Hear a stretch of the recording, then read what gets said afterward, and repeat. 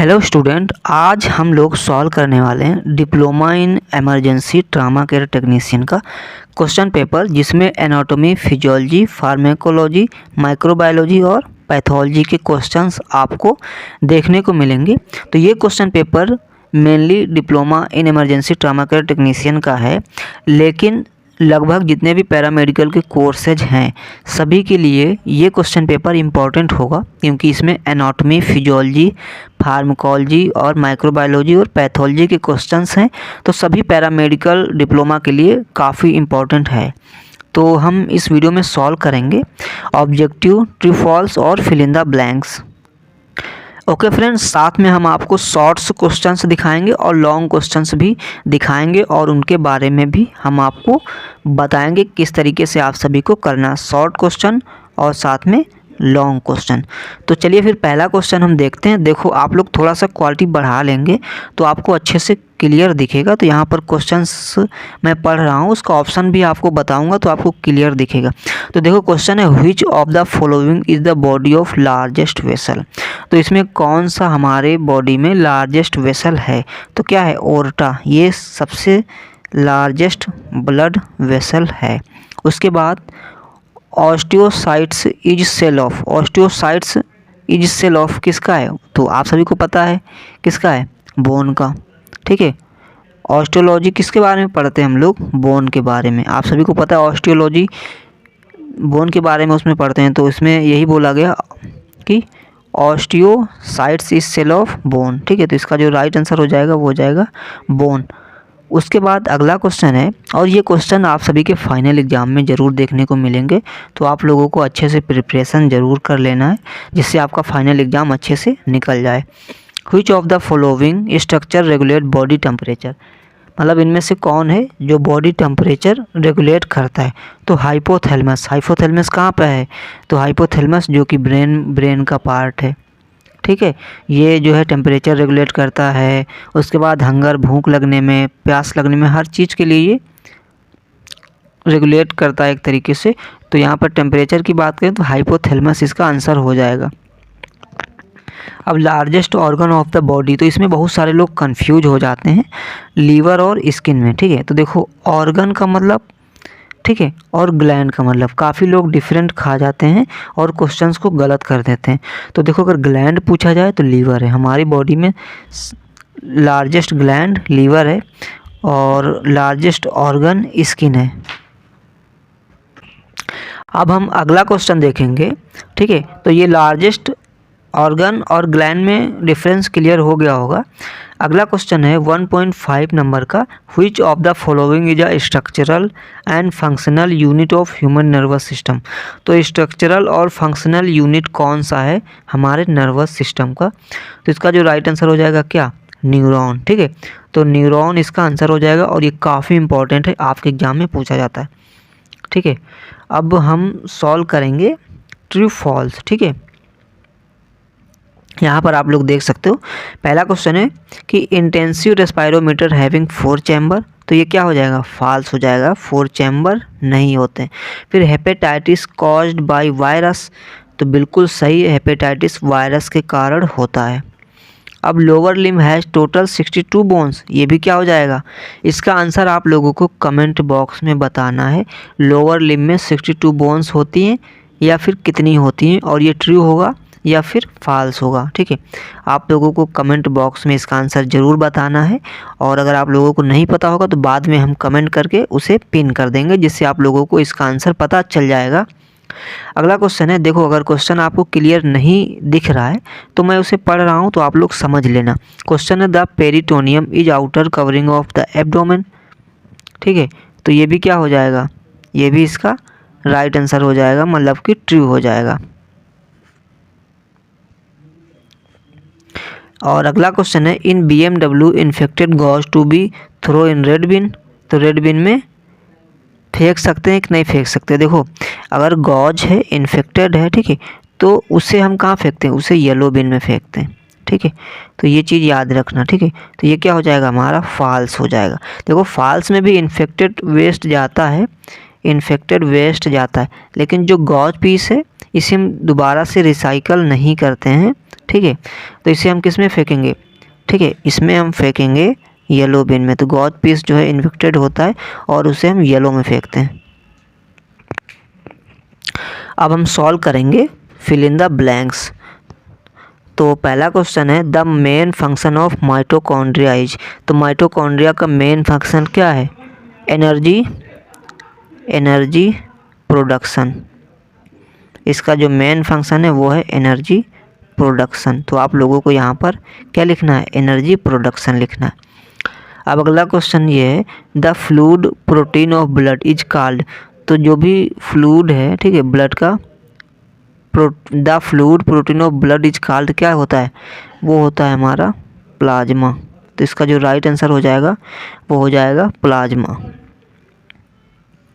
अब अगला question myology is the study of, किसके बारे में है, मसल्स के बारे में। तो मसल्स के बारे में स्टडी को हम लोग क्या बोलते हैं, मायोलॉजी। उसके बाद ग्लैंड सिक्रीट सलाइवा, कौन सी ग्लैंड जो है सलाइवा सिक्रीट करती है। तो इसका जो आंसर हो जाएगा वो हो जाएगा सलाइवरी ग्लैंड जो है वो सलाइवा सिक्रीट करती है, ठीक है। अब अगला क्वेश्चन क्या है, अगला क्वेश्चन कह रहा है anaemia is caused due to deficiency of. Anaemia जो है किसकी डिफिशिएंसी के कारण होता है। तो इसका जो राइट आंसर हो जाएगा वो हो जाएगा आयरन, ठीक है। आयरन की कमी के कारण एनीमिया हो जाता है। तो यहाँ पर आपको क्या फिलअप करना है, आयरन। और एक चीज़ मैं बता दूँ, ये जो क्वेश्चन सॉल्व करा रहा हूँ ये सारे के सारे इम्पॉर्टेंट नहीं है, बल्कि हर साल रिपीट होने वाले और आपके एग्ज़ाम में आने वाले क्वेश्चंस हैं ये। और आई होप कि इन सब के आंसर आपको पहले से पता होंगे। अगर नहीं पता है तो आप लोग अच्छे से याद कर लो और नोट्स भी बना लो। अब हम सॉल्व करेंगे right source note on any 4 of the following. देखो यहाँ पर 6 टोटल क्वेश्चन है, जिनमें से हमें 4 क्वेश्चन सॉल्व करना है, ठीक है। तो आप लोगों को भी 4 क्वेश्चन सॉल्व करना है। तो देखो पहला क्वेश्चन ये है, ठीक है, disease caused by micro organism, मतलब कौन कौन सी डिजीज जो है माइक्रो ऑर्गेनिज्म के कारण होती हैं और उन्हें अच्छे से एक्सप्लेन भी करना है। अब मैं ये भी आपको थोड़ा सा बता देता हूँ कि कौन किस के बारे में आपको लिखना है कौन कौन सी डिजीज़ के बारे में यहाँ पर आप सभी को एक्सप्लेन करना है। तो देखो डिजीज़ के बारे में बात करें तो ट्यूबरकुलोसिस, ठीक है, ट्यूबरकुलोसिस के बारे में आप लोग लिख सकते हैं, ट्यूबरकुलोसिस। अब ट्यूबरकुलोसिस किसके कारण होता है, वो बैक्टीरिया के कारण होता है। तो ये सारी चीज़ें आप लोग लिख सकते हैं, ट्यूबरकुलोसिस के बारे में लिख सकते हैं, ठीक है। तो बैक्टीरिया, उसके बाद आप लोग क्या लिख सकते हैं, इन्फ्लुएंजा, क्या लिख सकते हैं, जैसे मलेरिया आप लोग लिख सकते हैं, ठीक है, मलेरिया किसके कारण होगा, पैरासाइट माइक्रो ऑर्गेनिज्म के कारण, ठीक है। उसके बाद इन्फ्लुएंजा के बारे में आप लोग लिख सकते हैं, इन्फ्लुएंजा, ठीक है। अब ये किसके कारण होगा, ये हमारा हो जाएगा वायरस के कारण। तो इस तरीके से आप लोग इसका आंसर लिख सकते हैं और अच्छे से आप लोगों को पढ़ लेना है और नोट्स बना लेना है और अच्छे से याद कर लेना। अब क्वेश्चन है एंटीसेप्टिक एंड डिसइंफेक्टेंट, तो इनके बारे में डिफरेंस लिखना है। तो एंटीसेप्टिक कहाँ यूज करते हैं, लिविंग टिश्यू पर, ठीक है, एंटीसेप्टिक लिविंग टिश्यू पर जो है माइक्रोब्स को किल करने के लिए यूज करते हैं, ओके, एंटीसेप्टिक को। और वहीं पर जो हमारा डिसइंफेक्टेंट है, डिसइंफेक्टेंट, ठीक है, इसे जो है हम लोग सरफेस पे यूज करते हैं, ठीक है, किसी भी सरफेस पे यूज करते हैं, किस लिए, माइक्रो ऑर्गेनिज्म को, माइक्रोब्स को किल करने के लिए, डिसइंफेक्टेंट को। ये हो गया हमारा एंटीसेप्टिक एंड डिसइंफेक्टेंट। अब drugs used in emergency and critical care, तो कौन कौन से ड्रग्स हैं, क्या यहाँ पे लिखना है, कौन कौन से ड्रग्स हैं जो इमरजेंसी कंडीशन में यूज होते हैं उनके बारे में लिखना है, ठीक है। उनका जैसे मान लिया कोई भी ड्रग्स मान लिया है तो वो कितने mg का होता है उसके बारे में लिखना है और किस चीज़ में यूज करते हैं। तो मैं थोड़ा सा आपको बता देता हूँ। जैसे इमरजेंसी ड्रग्स है, ठीक है, तो इमरजेंसी ड्रग्स की बात कर लें। जैसे मान लिया कॉमन इमरजेंसी ड्रग, ठीक है, तो इनमें से जैसे एड्रेनलिन है या फिर एट्रोपिन है, जैसे मान लेते हैं एट्रोपिन है, तो ये एक इमरजेंसी ड्रग है। तो अब इसके बारे में आपको अच्छे से लिखना है कि एट्रोपिन जो है ये कितने mg का ड्रग्स होता है और ये किस में दिया जाता है। तो जैसे ये एट्रोपिन ब्रेडिकार्डिया में यूज करते हैं, ठीक है, एट्रोपिन ब्रेडिकार्डिया में यूज करते हैं। उसके बाद जैसे डोपामिन हो गया, ठीक है, डोपामिन ये भी हमारा क्या है, ये भी हमारा एक इमरजेंसी ड्रग है जो कि शॉक में हम लोग दे सकते हैं इसे, ठीक है, शॉक में देते हैं। उसके बाद एड्रेनलिन जिसको हम लोग ADR बोलते हैं, शॉर्टकट में क्या बोलते हैं, ADR, ठीक है, मतलब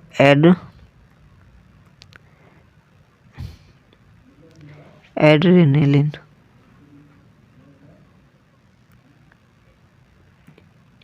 ठीक है। तो ये कब यूज करते हैं, ये हम कार्डियक अरेस्ट, ठीक है, कार्डियक अरेस्ट में यूज करते हैं। तो इस तरीके से कॉमन जो हैं बहुत सारे ड्रग्स हैं जिनके बारे में आप लोग याद कर सकते हैं और एग्ज़ाम में आपके जो है ये क्वेश्चंस पूछा जाएगा।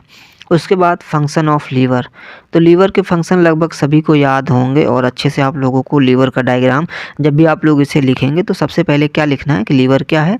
लीवर जो है ह्यूमन बॉडी का सबसे बड़ा ग्लैंड है, ठीक है, इसमें जो है। उसके बाद अच्छे से आप लोगों को इसका डायग्राम बना देना, ठीक है, ठीक है ना।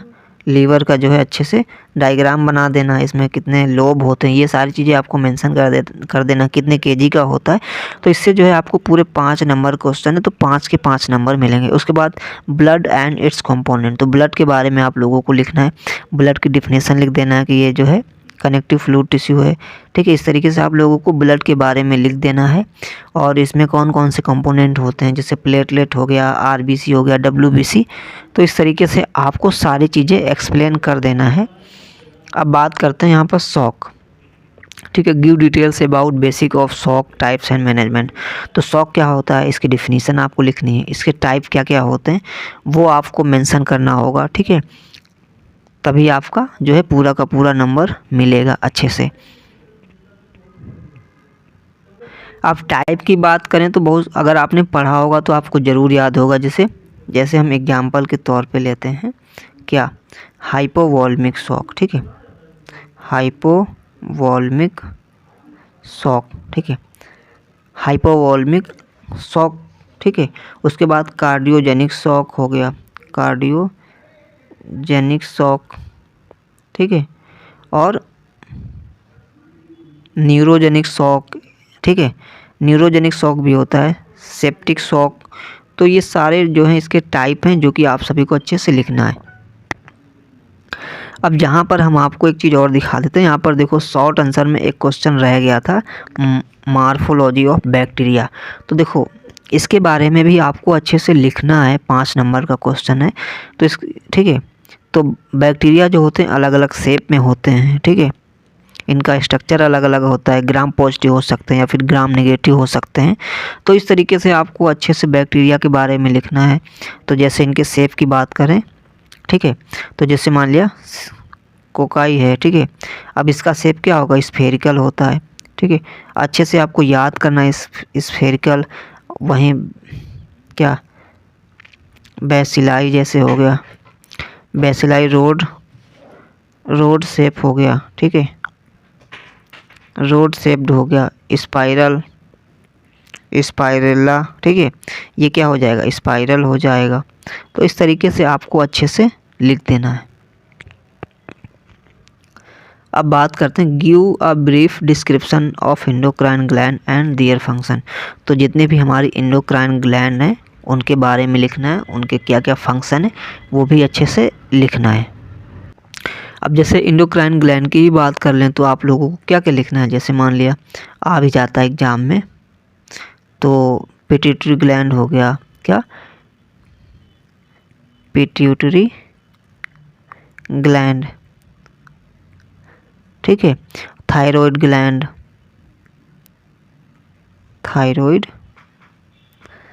Thyroid gland, adrenal gland, pancreas, ठीक है। तो ये सब क्या है, हमारे एंडोक्राइन ग्लैंड है और इनके फंक्शन आपको लिखना है। अब उसके बाद आता है question, describe basic of disorder of blood coagulation system. तो ब्लड कोगुलेशन के सिस्टम के बारे में आपको लिखना है, जैसे हीमोफीलिया आपको लिख देना, थ्रोम्बोसिस लिख देना, इस तरीके से आपको लिखना है। Drug various, describe various routes of drug administration. तो इसमें आपको अच्छे से पढ़ लेना ये क्वेश्चंस, तो एकदम अच्छे से आपको पढ़ लेना। हमारे यूट्यूब चैनल पे इसी क्वेश्चन को अच्छे से हमने एक्सप्लेन किया है, ठीक है। आपको लाइव क्लास में भी मिल जाएगा ये क्वेश्चन, और आप हमारे इसी चैनल पर जाना, वीडियो के सेक्शन में आपको अच्छे से हिंदी और इंग्लिश में हमने एक्सप्लेन करके दिया हुआ है, वीडियो ऑलरेडी अपलोड है, आप लोग उसे देख सकते हैं। उसके बाद डिजीज ट्रांसमिशन प्रिवेंशन, इसके बारे में भी आपको अच्छे से पढ़ लेना है। साथ में फीमेल रिप्रोडक्टिव सिस्टम आपको डायग्राम के साथ, ठीक है, उसकी एनाटॉमी लिखना है, डायग्राम लिखना है, मेंस्ट्रुअल साइकिल भी आपको मेंशन कर देना है। तो सारी चीज़ें आपको यहाँ पर इसमें लिख देना है। तो फ़िलहाल इस वीडियो में इतना ही था। आपने अभी तक हमारे चैनल को सब्सक्राइब नहीं किया तो कर लेना, और आपने पूरा वीडियो देखा कि नहीं देखा ये भी आप लोग प्लीज़ कमेंट में बता देना। और कौन से डिप्लोमा पे आपको वीडियो चाहिए, कौन सा क्वेश्चन पेपर आपको चाहिए, उसके बारे में आप लोगों को ज़रूर बता देना है। और आप लोगों को हमारा टेलीग्राम चैनल ज्वाइन कर लेना है, वहाँ पर हम आपको ये सारे के सारे क्वेश्चन पेपर प्रोवाइड कर देंगे, साथ में बहुत सारे नोट्स जो आपको टाइम टू टाइम मिलते रहेंगे। इसलिए आप लोग हमारा टेलीग्राम चैनल ज्वाइन ज़रूर कर लीजिए। कोई क्वेश्चन है तो प्लीज़ आप लोग कमेंट में ज़रूर बताना। चलिए फिर मिलेंगे नेक्स्ट वीडियो में, और हाँ, दोस्तों में भी इस वीडियो को शेयर ज़रूर कर देना।